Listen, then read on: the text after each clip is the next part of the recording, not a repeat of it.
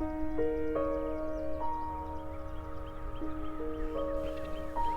know, this was second field we planted, right? Yeah, we planted the field behind here first. And, This is just the latest of many times that John Davis and his father Gary have walked their fields, checking soil conditions on their farm near Delaware, Ohio. On this spring morning, the weather is not cooperating. Every year weather's important, and this year we're behind, but there's still time if things break here, and we can get back in the fields. Gary, a third-generation farmer, was a veterinary instructor at Ohio State University. But raising his family on a farm was a dream that he had long held, a dream he realized in 1971 when John was still a toddler. It's been great growing up here. I've lived here since I was 2 years old. It's super working with my father every day, and it does have some challenges. Those challenges include weather-related problems faced by farmers all across the country.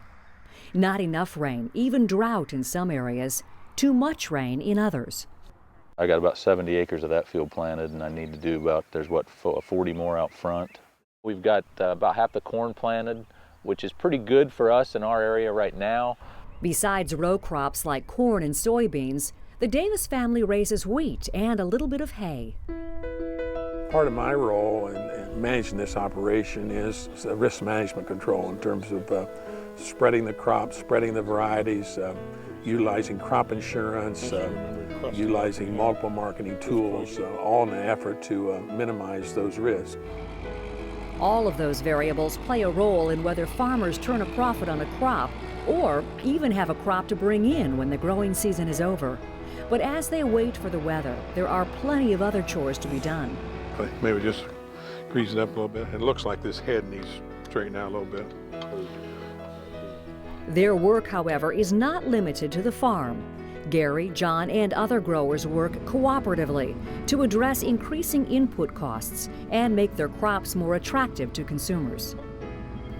Do you think the average consumer has any idea what it takes to get those vegetables on the plate or the corn oil on the shelf? Probably not the average consumer anymore. So I think that's part of our challenge as the agriculture industry, as myself as a producer locally here.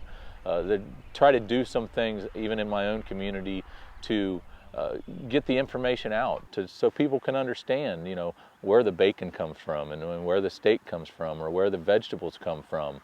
John's wife, Jill, wears two hats, with a career off the farm and plenty of chores at home as well. We consider this our family farm. I have two sons, Luke and Cole, and my wife and my mom. We all work together here. Off the school bus, John and Jill's sons put down their books and pick up a shovel. Just because his homework is finished doesn't mean his day is over. When Luke finishes his homework, he's expected to hit the barns and clean up after his pigs. Luke, you missed one. You get it. It's pretty fun having to work with the pigs and stuff. It's nice.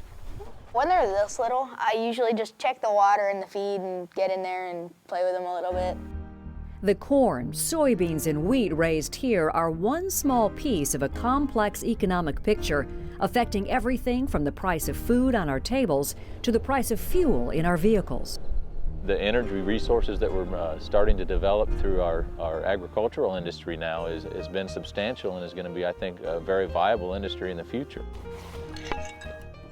John sees opportunities along with the challenges of weather and costs that he and his family face.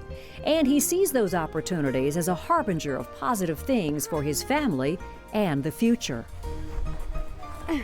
Hopefully we'll continue to grow, and as my sons hopefully get involved, maybe we can keep this thing working to maintain it as a family farm.